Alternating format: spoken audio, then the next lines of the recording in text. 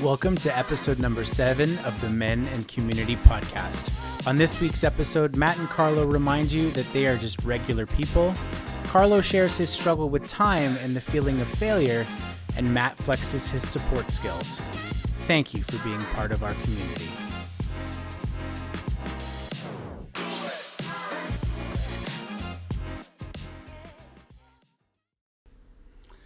Well, hello everybody, and welcome back to this episode of the Mac podcast. My name's Matt.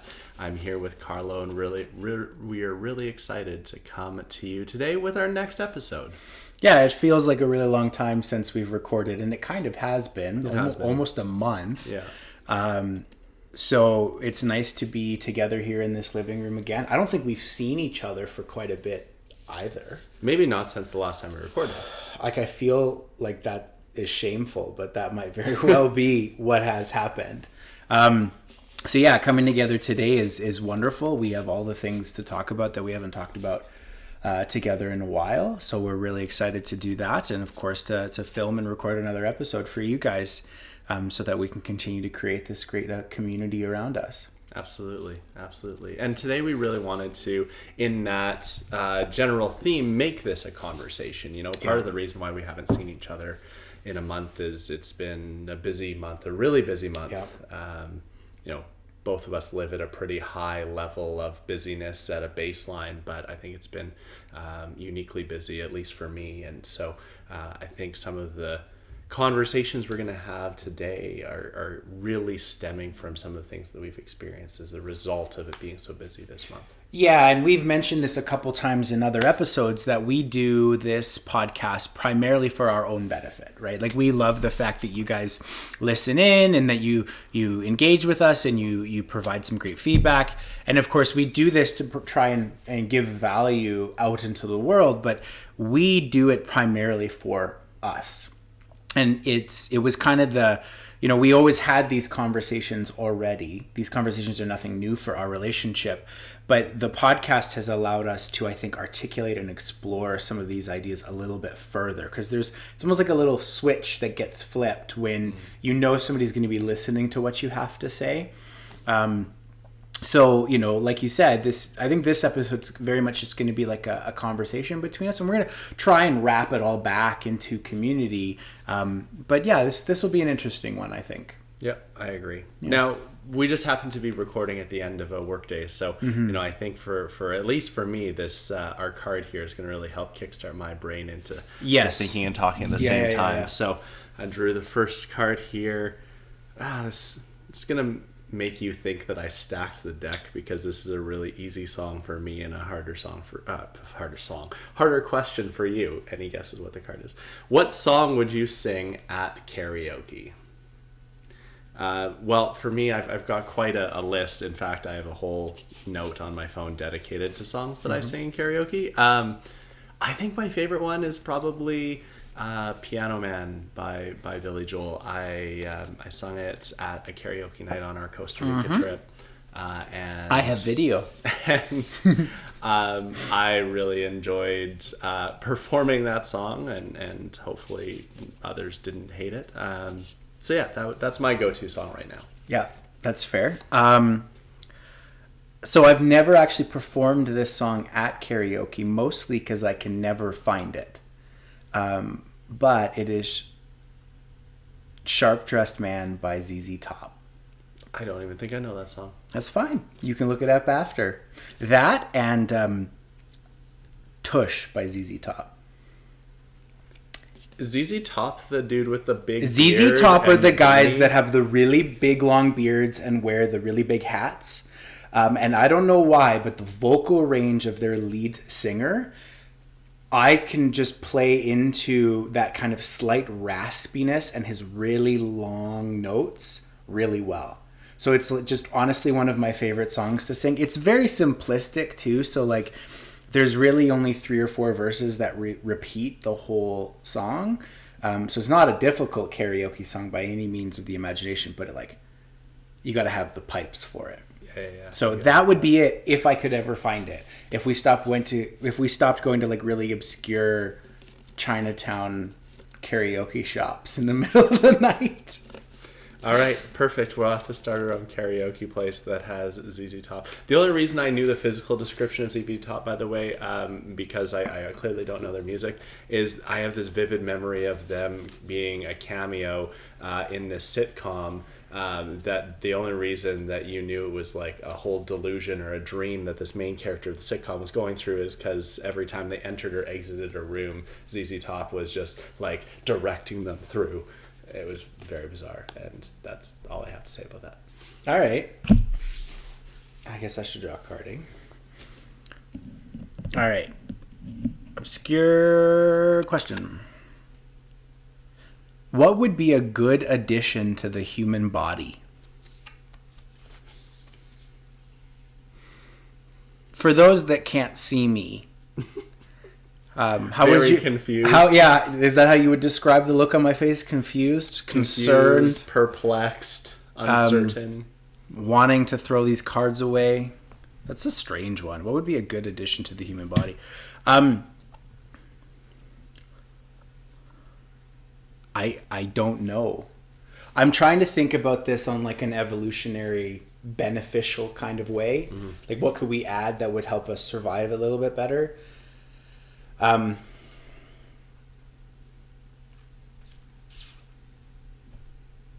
What would be a good addition to the human body?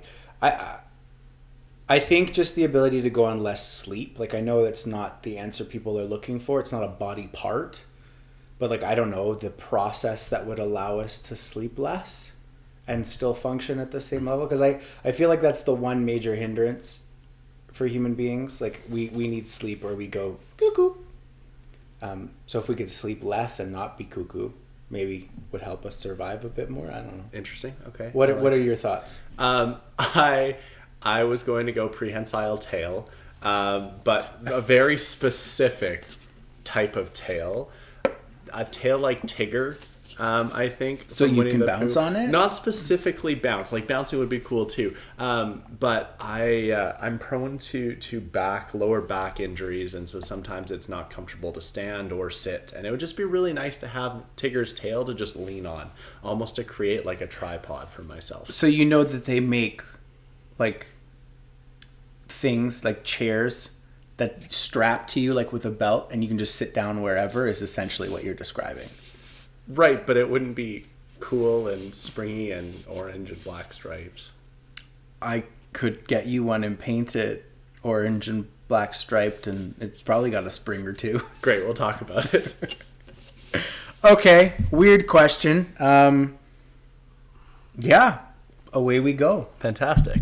So the reason I think that we started down this path of what we wanted this episode today to be about was, as I walked in, I think Matt looked at me and, how are you? And, well, it's been a month. It's been a little bit of a struggle. And I think that one of the reasons that I wanted to talk about this today is because it was actually kind of funny. I think this articulates the point I'm trying to make. So my little sister, I've been playing a lot of video games with her husband, and she will walk into the room to like check on him. And of course that means that now I get to chat with my little sister a little bit more than I normally do because she's just in the room. And she got into playing this game called Don't Starve. Okay. It's one of my favorite video games of all time. And she got into it not because of me, she just found it. And the whole premise of the game is to survive as long as you possibly can. So eat properly, shelter, rest, all that kind of stuff. And it's a fun, cutesy kind of survival game. Well, she made it to like day number 12 and then died. And when you die, you restart from the very beginning. So she was saying how like I could just overhear her saying, I made it to day 12, and she was all happy. And I was, that's awesome. And then her husband goes, well, Carlo says he plays that game or used to play that game too. And she goes, well, what day have you made it to? And I think it was like day 676 or something like that. Which, if you've played the game, is something to be pretty proud of, right? And I won't talk about the amount of time I've invested in this game. 676 days? No, because each day in the game is 10 minutes. So in order to get that... Anyway. And that wasn't my first playthrough to gain that experience, right? So no, we won't talk about that. so, I said 676 or whatever. And next thing, after this prolonged silence, I hear my little sister. She goes, "What the crap? Why do you always have to over excel at everything?" And then I hear her stomp out of the room. And of course, this wasn't meant in any sort of mean or actually upset way. It was this kind of frustration that this thing that she's, excited to hit day 12 on is, how come he made it to 600 plus, right? And I think that bringing this back around, it's this idea of that I live in this state and we try to talk in this state of excel and doing well in life and being, hopefully an example of success for other people. Right? That's an important thing. It's not that I want to feel like I've succeeded or that I am in any way or shape or form better than anyone, but I hope to be an example of success and health for others so that they can hopefully do better in their own lives. So we portray ourselves in this way, sometimes I feel, but in reality, we're just regular people. We're not always doing the best. I died thousands of times in that game before I gained the skill set necessary to make it to that point. And so that's what where I kind of am right now is I don't feel on top of my game. I don't feel like I'm excelling or doing anything particularly right. I feel, in fact, like I'm failing on a lot of things over and over and over again. And it's frustrating, so frustrating. So I feel it's important that we have these kind of conversations right now to, as much as we want to deliver these tidbits of advice and help people grow, like, I want to grow too. And I feel stuck and stupid right now and I hate it. What do you feel would change if you stopped feeling stuck? What would be different? What would be the first thing that you would notice if the feeling of being stuck stopped? That's a tough question to answer because I don't think the feeling of stuck is... The feeling of stuck is a symptom, not a cause. Right? So if the feeling went away, it would mean that the cause of that feeling had to go away first. Right? So I think to reword the question, if the question was, if the thing that is making you feel stuck were to go away, how would your life be better? And I think really the only way to answer that, because that can be a tough one as well sometimes, is that I feel like life would feel smoother. It would feel like less of a challenge, right? Because when things aren't going well for you, it's not like, if let's say work isn't going well, you don't just feel crummy about that at work. It extends through your entire life, right? And that's kind of where I'm at is I've had, 1, 2, 3 things go into this negative direction, and then it's cascaded itself into the other areas of my life, right? So when things are going well and that feeling of stuck is gone, I feel like just the clockwork nature of life falls back into place. Everything starts to feel smoother, and even those little wrongs, those little hiccups, they aren't as bothersome, right? They're more part of life. And don't get me wrong, I understand that this is just a regular flow of life, right? You have ups and downs, and this is just a down right now. It doesn't make it any less frustrating, though. So something really interesting that I noticed in the last 5 minutes is you've made 3 very, very direct but very independent references to time. You talked about the time spent doing things that you love. You talked about having some mechanism, some capacity so that you don't have to sleep, so that you can get more time. And then you just use the word clockwork, not necessarily within that context, but your brain is, to me, it's very obviously gasping for time, right? You're stretching to try to find more time. And I guess I'm curious, do you feel like a lot of these things are the symptom of not having enough time or not being able to spend the time that you want to achieve the results that you're after. Well, ladies and gentlemen, we have our episode has just concluded. Matt has psychoanalyzed me. That's a big part of it. It really is. You mentioned it. We both live really busy lives, and we fill our lives with all the things that, we try to fill them with as many things as we want to do, but we also have to fill them with things that are required of us to do. Right, and we've talked about this in a couple episodes, this idea that our communities don't stop expecting things of us when we don't feel like doing them. Right?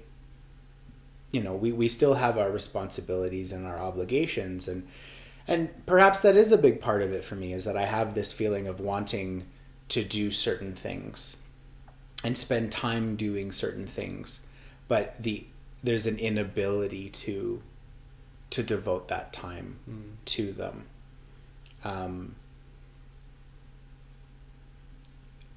That's probably a big part. So you're probably on the nose about it there. So we had a moment of technical difficulty. We're back, but we were talking about this idea of time and the pressure that time puts on us. And,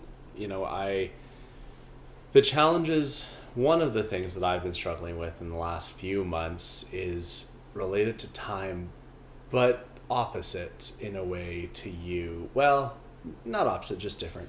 I've been really having a hard time because right now in my work, there is not a high level. There's a level of ambiguity with where things are at. So just for a bit of context, the work that I do is government funded, and so we work on 3-year cycles. And so right now, our current fiscal cycle is up for renewal, and it's scheduled to be renewed at the end of this month, which for context is a week and a half from the day we're recording.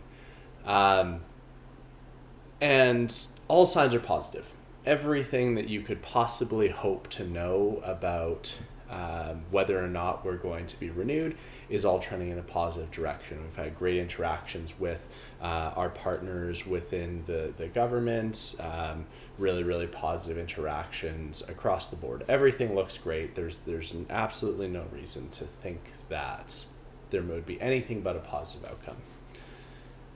The challenge, of course, is this has come with a lot of pressure, for me, because number one, I'm fairly new to the role, and so this is the first time I've ever gone through this process of renewing or being responsible for all the proposals and the renewal and all of these things. And number two, there's this weight on my shoulders because I'm not just writing a proposal for my own job. I'm writing a proposal and going through this process that is directly employs, a good handful of people at my organization, more than half the organization, and is, directly supports communities all across the province to be able to train their staff and be able to leverage different programming in their communities. So all of these things, again, have gone very, very well. But the ambiguity of not knowing what's happening at the beginning of the month has led me to this place where the beginning of the month just feels like this cliff. It feels like this fog that I can't see through. And I've been really having a hard time with it because, to me, my ability to think strategically, to think into the future, to think in long-term terms, especially when it comes to my work, is something that's very, very sacred, that I pride myself in. And I just feel like I haven't been able to bring my brain to see through this fog. So when we talk about time, I feel like I haven't been able to see into the future, and I've been kind of, as opposed to stuck without enough time, that I've been kind of stuck in this moment, not being able to dedicate the time that I need to plan into the future and what our team and our program and organization needs. And so that's been something that I've been having a really hard time with. And do you think that after you go over this cliff at the beginning of next month, do you think that this feeling will be alleviated, like regardless of the outcome? Or do you think it's just going to be replaced by a different feeling?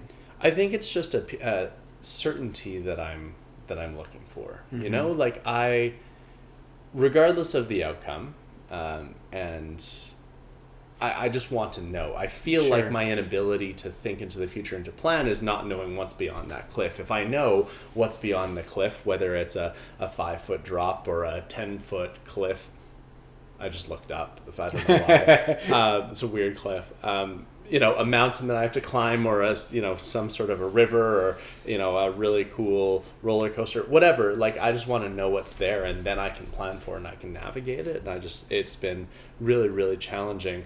But a lot of the similar things that we're talking about the pressures that we feel to be there to support the people around us, and it has resulted in this feeling like an inability to actually do the things that I'm supposed to be doing, which, like, I don't think it's reality. And my guess is that these feelings of failure in your world are very much unique to you as well.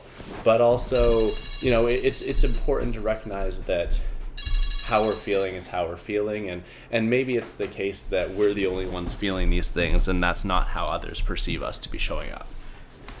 No, and I would agree with that part very much so. Like, to step into a position of leadership like both you and I have, it's because we thrive in that area, right?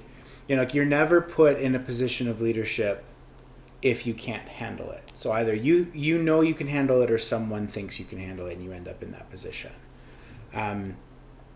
So to be kind of encircled and wrapped up around this idea of I can't provide the leadership that I want to right now because of this uncertainty coming up for you, is frustrating. And I guess I would say that the leadership that you really need to give right now is different from what you're normally doing, right?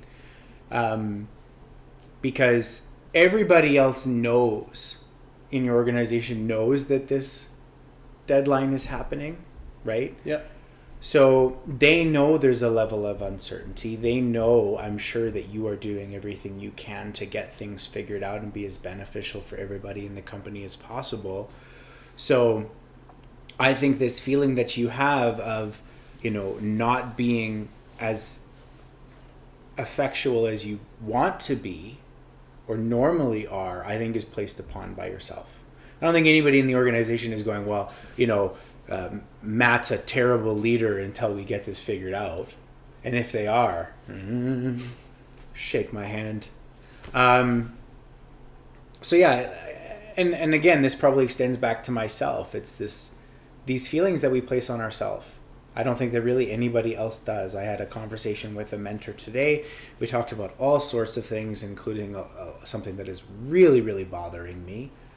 And he just kind of looks at me and he goes, "Thank you for sharing all of that." He says, "I just needed to know where you're at." And I think that there's a lot of people in our lives that are just in that position. They just want to know where we're at, and we're afraid to tell them because we don't think it's we think we know the answer they want to hear, and we don't think we're able to give them that answer. Right? So you're afraid to be honest. Somebody asks you how you doing, and you go, "Oh no, I'm doing good." Or meanwhile, you're like halfway to tears half of the day. And but really, I think most of the time, if somebody asks you how you are doing, if you were just to say, "I'm not doing that great," nobody's gonna fault you for that. So, and I think for me, it's funny when we were talking about what we were going to talk about in this episode. The premise was challenges that communities face. That was kind of the initial title, and it's interesting because we've really shifted to talking about our challenges, but I think what is coming up for me right now is really how the communities that we're a part of can help support and bolster these things. And so in spite of me feeling all of these things, one of the major things that has helped get me through or is helping me process some of these challenges with the ambiguity are the people that I work with. And I'm so lucky. So you talk about that example of people asking how you're doing and either expecting the quintessential, oh, I'm great, you? But my team doesn't do that. Like, we very much are, I'm okay. Yeah. I'm great. Did you hear Pitbull's coming? Like, I'm having a great... This was a conversation I had with one of my team yesterday. How are you? Oh, I'm all right. I'm feeling sleepy. How are you? Pitbull's coming. And then the response was like, wow, you just gave me the jolt of energy and the laugh that I needed, right? So there's this really authentic dialogue. And when people say they're okay or they're not great, there's the validation, there's the prompting of, do you want to talk about it?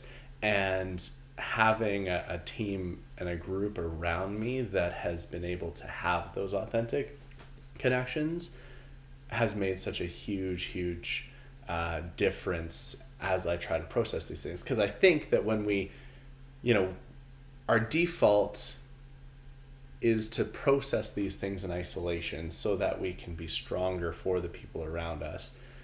But I think that when we're in circumstances where we can instead rely on the people around us, that actually puts us in a better position because we're allowing them to help us, and then we become better for it, and then we're better able to support them. And it's so interesting that you're articulating this, because this is actually one of the big struggles I'm having right now. I have found myself in a position where I don't feel, and unfortunately have been proved right in my understanding of not having anybody to lean on with some of the challenges I'm having. Right? So like, I obviously have some really great support through you and through several other friends and associates in my life, but unfortunately some of the struggles I'm having right now are very solitary. And I have tried talking to certain people about them, and it was unfortunately met with a lot of resentment. Even though these weren't problems I was bringing up about that person that I was talking to, they were problems in the same, like we all live and work in the same area. So I was trying to talk to this person with a shared experience, and it was met with hostility. And I think that's contributed itself to this feeling of alone that I have right now, and maybe not enough time because I feel like this responsibility that could and should be divvied up amongst many people has now fallen squarely and solely on my shoulders. And I'm having trouble reconciling how I'm going to do all of this while, still living the life and doing the things and having the responsibilities and all those kinds of things. So I think that's a tough one, and I think this comes back to this idea of why community is so important, right? Because one of the reasons we started this podcast was because we felt that after COVID there was this inherent lack of community and friendship for people, and it's I guess humbling to see that it. Unfortunately, even those that have really great community in their lives, and I'm saying me, I feel like I had great community in my life, there are still moments and there are still struggles that unfortunately you will still feel you can't overcome, even with all the great community around you. So then what happens next? In the past, when I've been hit with these kind of moments, the only real person that has really been able to pull me out of them is myself. And it takes a lot of hard work. It takes a lot of commitment to pull this out. And we've talked about this in the past when we've talked about some mental health and all those kinds of things. But when you're in a really dark spot, whatever has brought you there, you have to be willing to get out of that. And I think right now I'm just on that precipice of wanting to get out and over it. I've spent a couple of weeks in this, like, woe is me isn't the right wording, but this, stuck in it, and I'm okay to be stuck in it. Let me just brood here for a bit. And now I'm starting to climb that hill, I guess. So what happens next is I have to decide to be out of it. I have to decide to be out of this and take action, all the things that I've been thinking about and planning about and trying to articulate. I have to just say, screw it, let's go for it and push through, regardless of whether I feel like I have the support from those that I need the support. Because there's no point in staying where I'm at. It's not going to benefit me or anyone else, so why stay here?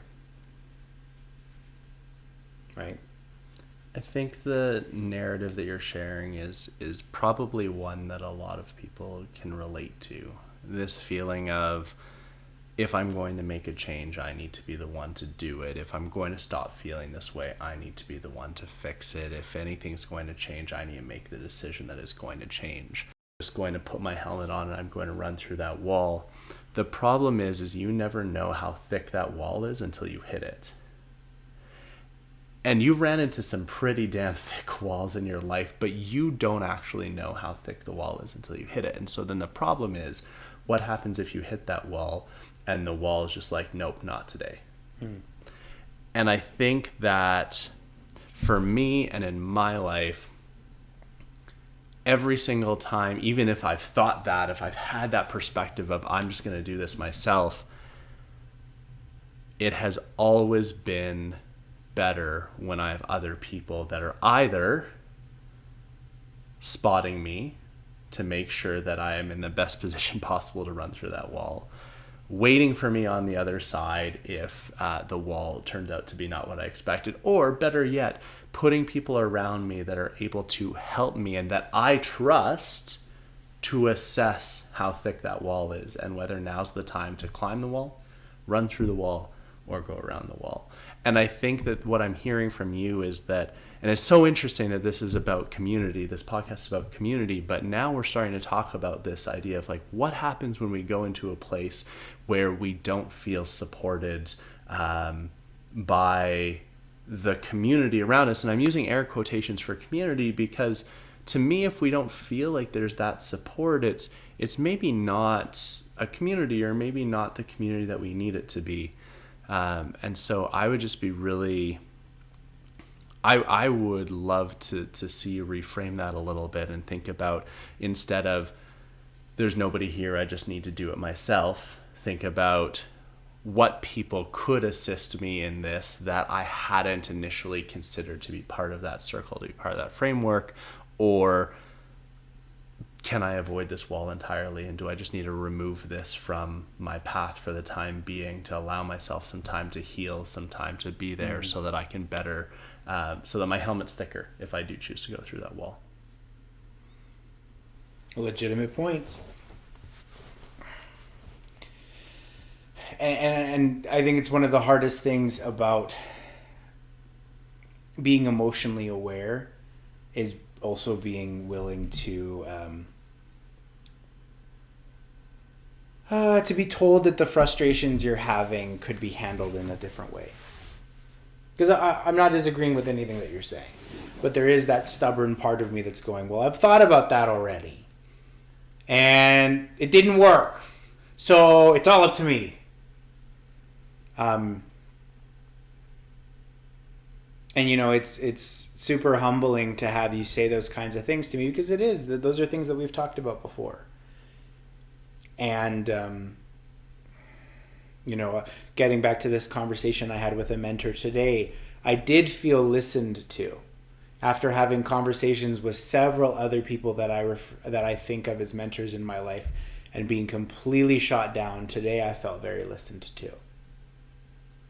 but I was so angry already that I don't think I noticed that he was listening. So, yeah, it's interesting to kind of hear you reframe it that way and make me think about it that way. I feel like a lot of these things that I'm struggling with are somewhat do or die. But it's frustrating when someone that you have looked to be your leadership and your mentorship fails consistently to do that, and you're now pushed into this forced growth. It's very frustrating. Maybe that's it. Maybe that's one of the biggest struggles that I think I'm having right now, is these pillars of, these things that I thought were strong standing in my life have now been challenged. Yeah. Right. And that is a difficult thing at any point in your life, when things that you try to rely on start to crumble around you. So, yeah, I think that would be my first bit of advice for someone, is make a list and try and identify those things that you really can't control and stop fuming about them. I think that's really powerful. I think writing out two sides of that list, things that you can control and things that you can't control. And maybe a third one is things that you shouldn't have to control. And I think there's a lot of things in that category for you that would kind of fit somewhere in the middle, to your point, things that you can control but shouldn't have to. And that's putting undue stress on you. I think that that's really important. I also think it's really important to make sure that we're keeping track of things that we're proud of. Keeping a running list of things that we're doing all the time. Because when I'm feeling like I'm not measuring up, that I'm not achieving all the things that I need to do, one of the ways that I feel the most well is to actually go back and say, okay, here's my list of the things that I accomplished. And that really helps me continue to be in a place where I feel like I am making progress, even if it's not the progress that I thought I'd be making. Well, and that's a good point too. And it's so frustrating because I have always been a very habits-driven person, right? And one of my favorite habits is waking up in the morning, and while you're having your breakfast and having your coffee, writing 5 things of gratitude, right? And I have completely stopped doing that for the last little while. And it's not because I didn't want to.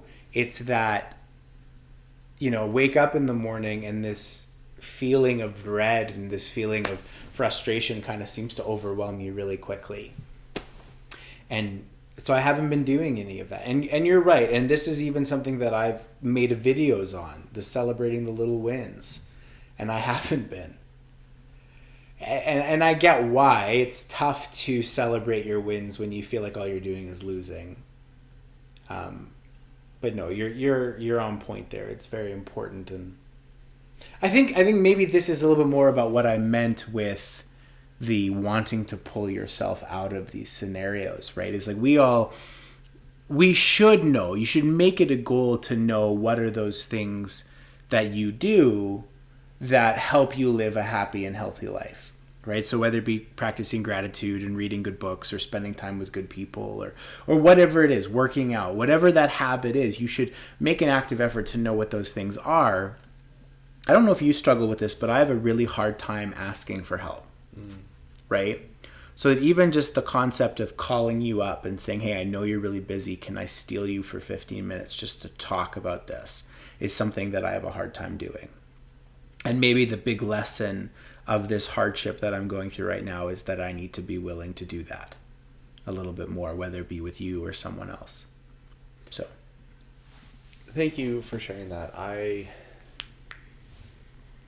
I'm feeling really grateful for you today because you've been really, really vulnerable, and we've really highlighted some things that are playing a really, really big role in your life right now and kind of put them on display. And so I'm really, really grateful for you for being that vulnerable. And it's a reminder to me that sometimes we just need to pick up the phone and call or text somebody. There's a couple other friends in my life right now that, quite frankly, I'm worried about. One, because I haven't heard from them in a long time, and this is someone that I'm used to talking to daily. And one who will reach out now and again, and just reached out again recently, and I just have this feeling that I need to spend some more time with. And you're right. People have a hard time reaching out and asking for help. And so one thing that all of us can do, I think, is just pick up the phone proactively, even if we don't suspect anything, just to say, hey, how are you doing? And then that helps normalize those phone calls or those texts that might be a little bit more challenging. Yeah. So thank you for being so vulnerable today. It wasn't planned. Definitely was not planned. No, but and my sense of gratitude to echo is that you're here for me when I need to be, because I know that this conversation would have happened even if the mic wasn't going. And thank you for being, I'm grateful for the fact that our friendship is secure enough that you can say the hard things to me, because nobody else seems capable of doing that for me. So it's nice to have somebody in my corner that is able to say, hey, listen, like, I get that you're feeling this way, but also let me challenge you, because I think you need to reframe your mindset a little bit. So I'm grateful for that today from you. You're very welcome. Yeah. Well, this has been Therapy Corner with Matt. Matt's right. As we bring this episode to a close, it is very, very difficult to be vulnerable in this way, right? Like, it may be just me and Matt sitting here, but you better believe that, I am feeling this omnipresence of everybody that will listen to this episode. And it's difficult to sit here and talk about the challenges that you're having, especially sometimes when it feels a little one-sided. Like, there's moments during this conversation where I'm going, well, here I am airing my dirty laundry, and here's ever stoic Matt in his Raptors jersey, Mr. I have the answer to everything. But that's not the case, because you and I will, swap these moments back and forth all the time. Awesome. Thank you guys for joining us, Men in Community, on all your social media platforms, Instagram, TikTok, YouTube Shorts. Of course, you can view us in full video on YouTube or on your favorite podcast platform.